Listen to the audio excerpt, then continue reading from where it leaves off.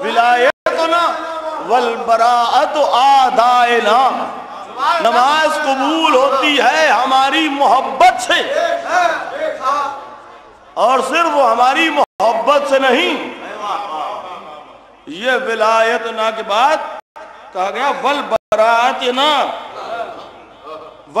اور ہمارے دشمنوں کی نفرت سے، یعنی فلسفہ مودت اہل بیت یہ ہے کہ یہاں محبت کا لازمہ نفرت ہے، نہیں توجہ فرمائی آپ نے،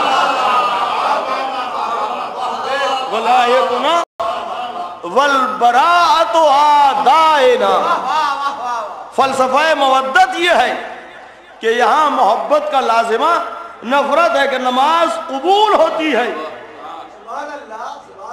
اب پھر جملہ دوہرا رہا ہوں، فرع کی معرفت اس لیے ضروری ہے کہ اس سے اصل کا عرفان ہوتا ہے، نماز کی معرفت عرفان اہل بیت کے لیے ضروری ہے۔ صلوات پڑھے محمد والے محمد پر۔ اسی لیے نماز کا مقدمہ طہارت ہے، بلکہ مقدمے کا لفظ کا صرف یہاں پر روا نہیں ہے، نماز کا لازمہ طہارت ہے، بغیر طہارت کے نماز نہیں۔ اب آئے تطہیر کو ذہن میں رکھیے، فلسفہ نماز یہی ہے کہ جو 5 بار مالک کی بارگاہ میں سر جھکائے گا، باوضو رہے گا، پاک صاف رہے گا، خیالات پاک رہیں گے، ذہن پاک رہے گا، اور جتنا پاک رہے گا اتنا اہل بیت کے قریب ہوگا، جتنا پاک رہے گا۔ اور بی بی نے خطبہ فدق جو ارشاد فرمایا ہے، اس ایک عشرے کا موضوع ہے، وہ بی بی نے جو خطبہ فدق ارشاد فرمایا ہے اس میں کلیات فقہ بیان فرمایا ہے۔ پہلے تمہید میں پوری فقہ، یعنی جو بھی شیعہ فقہ ہے اگر اسے اس نظر سے دیکھیں آپ، بنظر غائر اور تفقع سے کام لیں، تو کلیات فقہ پورے اس میں سمٹے ہوئے ہیں، ایک ایک چیز کی علت۔ اور جو فلسفہ نماز کا بی بی نے بتا دیا، آپ کسی حکیم سے پوچھئے وہ کہتا ہے اعضاء و جوارح کے لیے بہتر ہے، کسی پہلوان سے پوچھئے وہ کہتا ہے فزیکلی فٹنس کے لیے بہتر ہے، جم والے سے پوچھئے وہ اپنی بات بتائے گا، کسی ڈیوٹی کرنے والے سے پوچھئے وہ کہتا ہے پنکچول بناتی ہے نماز، سب اپنے اپنے فائدے بتاتے ہیں۔ اور اچھا یہ ویسے تو کوئی پابندی، کوئی ٹیکس تو کسی پہ ہے نہیں، جو جس کا دل چاہے وہ بتائے، مگر سوال یہ ہے کہ یہ حق کس نے دیا؟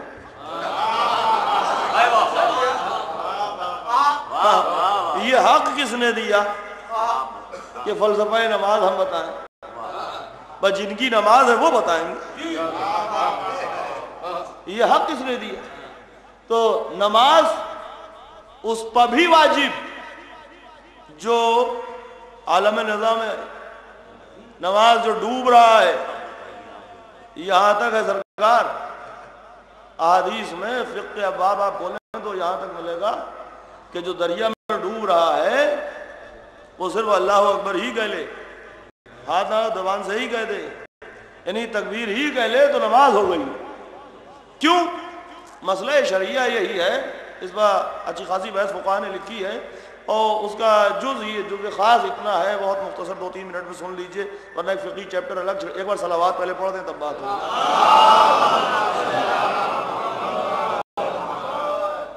بحث اس پر ہوتی ہے قبلہ کہ تکلیف شرعی کس وقت کیا ہے اور کتنی ہے۔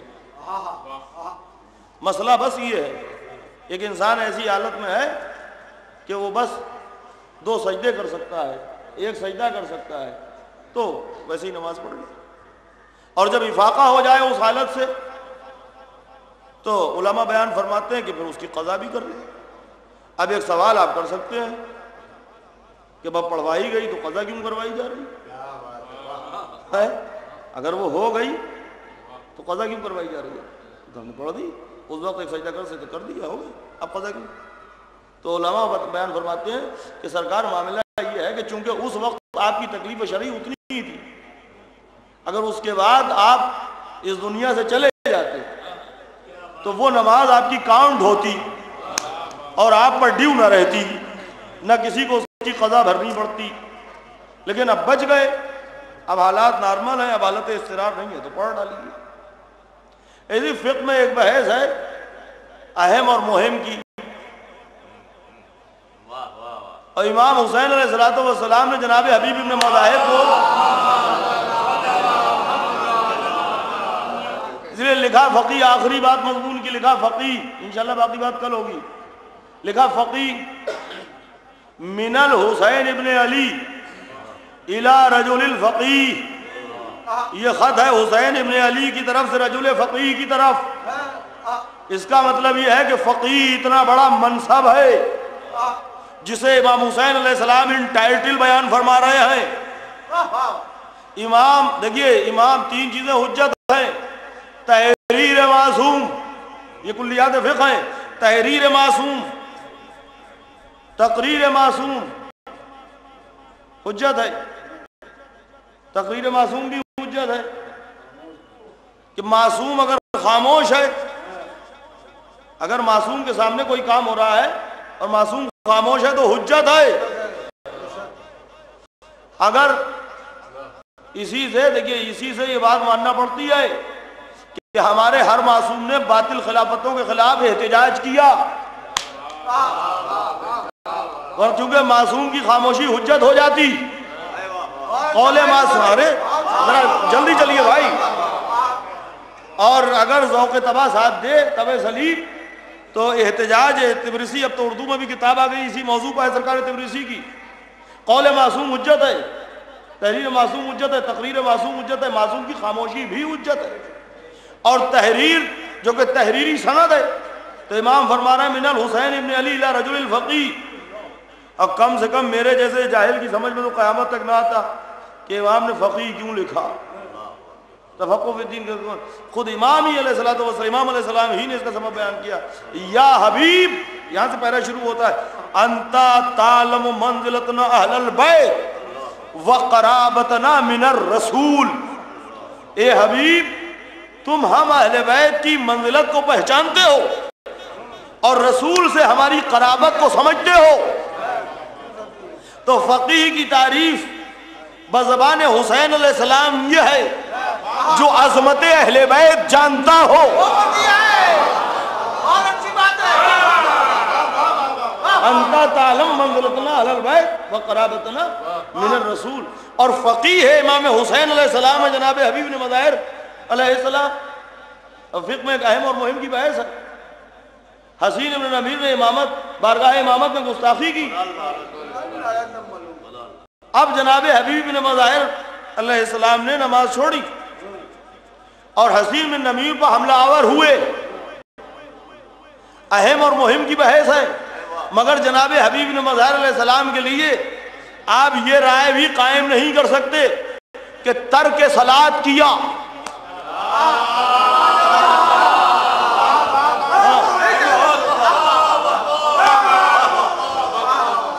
اس لیے کہ آقا حسین علیہ السلام نے لکھا ہے فقیہ۔ اب حبیب سے زیادہ ماہر تفقہ کون ہوگا اور تکلیف شرعی کو کون سمجھے گا؟ مسئلہ یہ ہے کہ اگر ایک بار تکبیر بھی کہہ لی جائے تو نماز ادا ہو جاتی ہے۔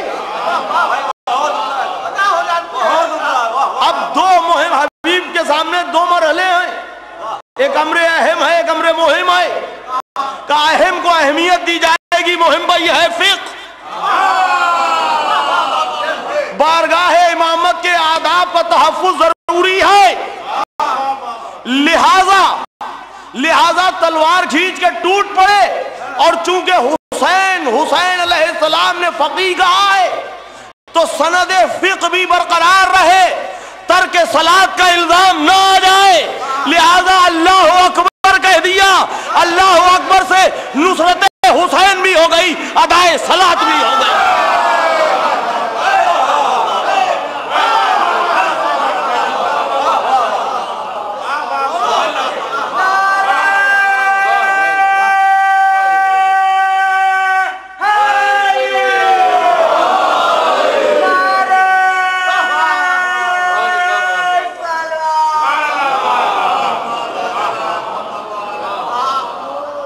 بیک وقت 2 نمازیں فقیہ حسین علیہ السلام نے بیک وقت 2 نمازیں ادا کی. ایک نماز نصرت حسین، ایک نماز فریضہ کہ امام حسین علیہ السلام نے فقیہ لکھا. تو اصل فقہ. اور بس گفتگو سمیٹ رہا ہوں میں، انشاءاللہ کل بات ہوگی. ذرا وقت پر تشریف لے آئیے گا. مجلس ختم کی میں نے بواسطت شہزادی کون ہے، کربلا کیا ہے. آپ اگر واقعات کی کڑی ملائیں، انکار بیعت غدیر اور اس کے بعد انکار حق زہرا، اس کے بعد صفین، جمل، نہروان، شہادت امام حسن علیہ السلام، اور پھر واقعات کا. اور صرف ایک بات ریفرنس کے لیے عرض کر رہا ہوں تاکہ میری گفتگو مربوط ہو جائے، نثر کا شگاف باقی نہ رہے. پورے واقعے کی ماہیت پر اگر آپ غور کریں تو انکار عظمت زہرا اور انکار غدیر کے سوا اور کچھ سمجھ میں.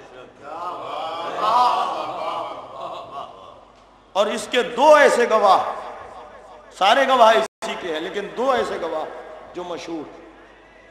ایک کا تذکرہ 2 منٹ کے اندر مکمل.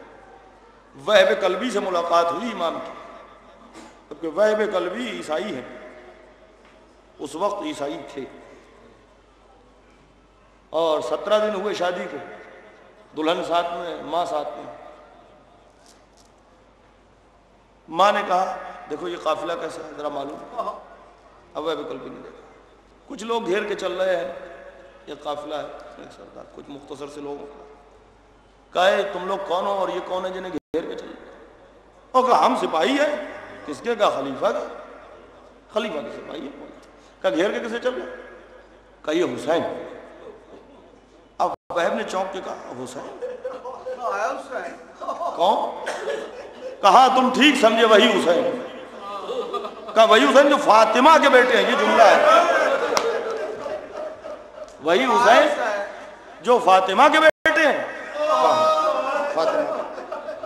کہا تم گھیر کے کیوں چل رہے ہو؟ کہا انہوں نے بیعت نہیں کی. کہا کس کی؟ کہا خلیفہ کی.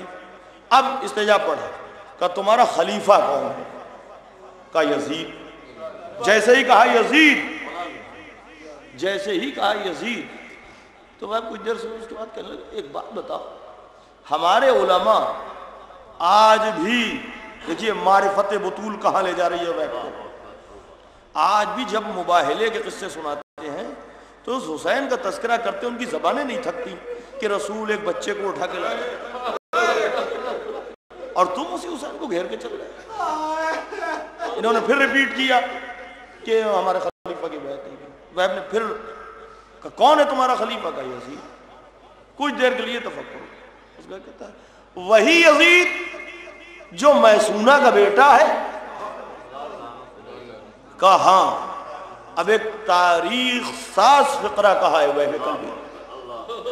فرماتے تم کیا سمجھتے ہو کہ بطول کا بیٹا میسونہ کے بیٹے کی بیعت کر لے گا؟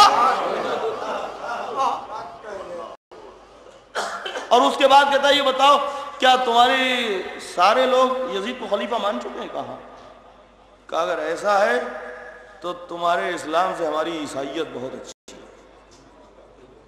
کہا کیوں؟ کہا سنو تمہیں اچھا لگے یا برا، ہمارے کسی گرجا کا کوئی عالم کوئی راہب یزید جیسے کو خاک روبی پر جھاڑو دینے پر بھی کسی گرجا میں نہیں رکھے گا، اور تم سب نے خلیفہ مان لیا.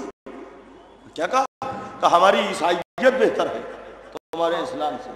اب سمجھیے کہ حسین علیہ السلام نے اقدار اسلام کو بھی بچایا ہے. کہتا ہے کہ عیسائیت بہتر ہے، اقدار اسلام کا تحفظ فرمایا. اور دوسرے اس سلسلے کے گواہوں میں جناب حر بن یزید ریاحی لجام فرض پر ہاتھ ڈال دیا، گستاخی بارگاہ امامت میں. بس اسی پہ مجلس ختم. اور مولا نے فرمایا تیری ماں تیرے ماتم میں بیٹھے، مشہور جملہ ہے سکلت کاموں کا۔ پلٹ کہنے لگے کہ آپ کی والدہ بنت رسول بطول ہے، اور یہ کہہ کے لگا میں فرض چھوڑ۔ بطول کے احترام کا کچھ خیال تھا، جس کا نتیجہ یہ ہوا کہ اب واقعہ کربلا کے بعد حر کا نام ادب و احترام سے لیا جائے، یعنی عظمت بطول کا پاس کام آ گیا۔ اور پھر بندش آپ کے بعد واقعہ پڑھنے کا وقت نہیں ہے، بندش آپ کے بعد شب نہم، جس میں حر اپنے خیمے سے اپنے پرے سے نکل کے استغراق کی کیفیت میں تفکر کی منزل میں کچھ سوچ ہے۔ بیٹے نے آ کے باپ سے کہا بابا آپ کو کسی مارکے میں اتنا پریشان نہ دیکھا، آخر کیا بات ہے؟ کہا خاموش کھڑا ہو جا اور کان لگا، اب کے جو اس طرف سے ہوا کے جھونکے آئیں تو سننا کہ کیسی آواز ہے۔ کان لگا کے کھڑا، ایک بار ادھر سے جو ہوا کا جھونکا آیا تو حر کا بیٹا چیخ کے کہتا ہے بابا یہ تو ذریت رسول کے چھوٹے چھوٹے بچوں کی الاتش الاتش کی صدائیں، قد قتلنا الاتش کی صدائیں ہیں، ہائے پیاس ہمیں قتل۔ کہا پھر بتا کیا کروں؟ کہا تو آپ کیا چاہتے ہیں؟ کہا میں چاہتا ہوں آقا حسین کی بارگاہ میں چلا جائے۔ ایک عجیب و غریب استفہام ہے۔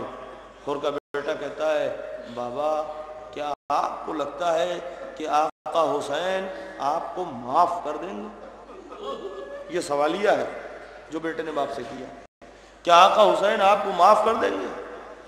اور بپھرا، اور بپھرنے کے بعد کہتا ہے تو نہیں جانتا، یہ کریم لوگ ہیں، یہ نجیب لوگ ہیں، یہ اشراف عرب ہیں، ان کے یہاں سے کوئی خالی واپس نہیں ہوتا۔ کہا یہ بات ہے؟ کہا تو میں بھی ساتھ چلوں گا۔ روایتیں کہتی ہیں بیٹا بھائی غلام بھی ساتھ۔ کہا گنہگاروں کی شکل میں جاؤں، بشکل مجرم جاؤں گا۔ ہاتھوں کو باندھ دیا، آنکھوں کو پٹی باندھ، کہا ایسے جاؤ، اور خیال رکھنا کہیں مزید گنہگار بارگاہ امامت نہ ہو جاؤ۔ کچھ دور چلے کہ ایک بار حر کا بیٹا کہتا ہے بابا آپ درست فرما رہے تھے، یہ واقعی اشراف عرب ہیں، واقعی کریم لوگ ہیں۔ کہا کیا ہوا؟ کہا مولا عباس اور شہزادہ علی اکبر ہم گنہگاروں کے استقبال۔ کہا تم یہ کیسے کہہ سکتے ہو کہ استقبال؟ کہتا ہے کہ ہتھیار ساتھ نہیں ہے، نہتے۔ کچھ وقفہ اور گزرا کہ ایک بار حر کا بیٹا تڑپ گیا اور تڑپ کے کہتا ہے بابا شرافتوں کی ساری حدیں اس خاندان پر ختم ہو گئی۔ کہا اب کیا ہوا؟ کہا آقا حسین خود ہم گنہگاروں کی پیشوائی ہو۔ کہا دیکھو جیسے ہی احساس قرب بارگاہ امامت ہو مجھے متوجہ کر دینا، کہیں مزید گنہگار نہ ہو۔ اور جو ہی احساس قرب بارگاہ حسین ہوا، حر نے خود کو قدموں میں گرا دیا۔ یہ یونیورسل میسج ہے کربلا۔ حر نے خود کو قدموں میں گرایا، اور اس کے بعد یہ جرأت بھی نہیں کہ کہیں آقا معاف کر دیجیے، گزارشانہ لہجہ بھی نہیں، بلکہ ایک سوال قائم کیا بحیثیت سائل، آقا کیا میری خطا معاف ہو سکتی ہے؟ یہ نہیں فرما رہے ہیں کہ خطا معاف کر دیجئے، بلکہ امکان پر بات کر رہے ہیں، پاسبلٹی پر، کیا ممکن ہے کہ میری خطا معاف ہو جائے؟ اور امام حسین علیہ السلام ہیں جو معافی تلافی کا کوئی کانسیپٹ نہیں آنے دیتے۔ کہ کیسی باتیں کر رہے ہو، تم تو ہمارے مہمان ہو، یہ کہہ کے کلیجے سے لگا۔ کہ نہیں آقا، اب اصرار بڑھا، نہیں آقا معاف کر دیجیے۔ کہا اچھا اگر تمہاری خوشی اس میں ہے تو اب مطلق العنان سلطان اپنا اقتدار بیان فرماتے ہیں، اگر اسی میں تمہاری خوشی ہے تو میں نے معاف کیا، میرے خدا نے معاف کیا۔ یعنی جسے حسین بخش دے اسے خدا بخش دے، کہ میں نے معاف کیا، میرے خدا نے معاف کیا۔ خیمے میں لے آئے کہ تشریف ہے کسی پس و پیش میں کچھ سوچ رہے ہیں. کیا سوچ رہے؟ یہ سوچ رہے ہیں کہ کوئی خیمے میں جائے اور بطول کی بیٹی سے کہہ دے کہ حر معافی مانگنے کے لیے. ابھی یہ سوچ رہے تھے کہ دو چھوٹے چھوٹے بچے آئے اور انہوں نے آ کے ادب سے سلام کیا اور انہوں نے کہا کہ ہماری ماں نے کہا ہے جاؤ حر ہماری نصرت کے لیے آیا ہے، اسے ہمارا سلام کہہ دو. ایک بار امامہ اتار کے پھینکا، خاک سر پر رکھی، واہ غربتا اولاد بطول پر کیا وقت پڑ گیا کہ آقا زادیاں ہمیں سلام کہلوا.